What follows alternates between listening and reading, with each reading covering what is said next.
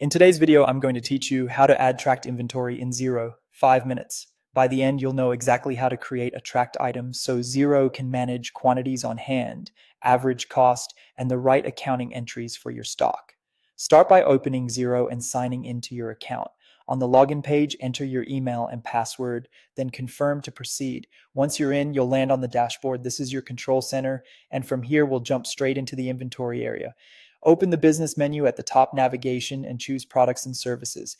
This is where all your items live, whether you buy them, sell them, or both. To create something new, click New Item. You'll see a form with fields to identify and track your product.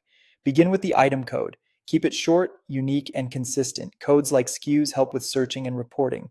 Next, add a clear item name. Aim for something your team and customers will recognize instantly, such as a model, size, or color variant if that matters for your stock. Now make sure you tick the option to track this item's inventory. This is the key switch that tells Xero to count units in and out and update stock on hand automatically. Under the inventory settings, choose the correct inventory asset account. Many chart of accounts use a standard inventory asset account. If you see one labeled inventory or similar, select that. If your organization uses a specific code like 630, inventory, pick the appropriate option provided by your accountant or your existing chart.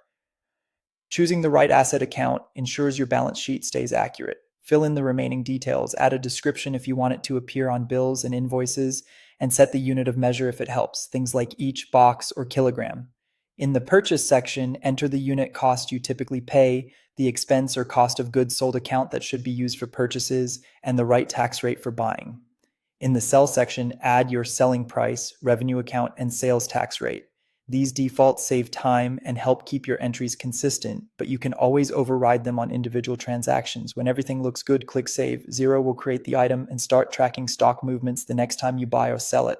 If you're migrating from another system, double-check your first purchase to ensure quantities and costs are reflected correctly. That's it. You've added a tracked inventory item in Xero quickly and cleanly.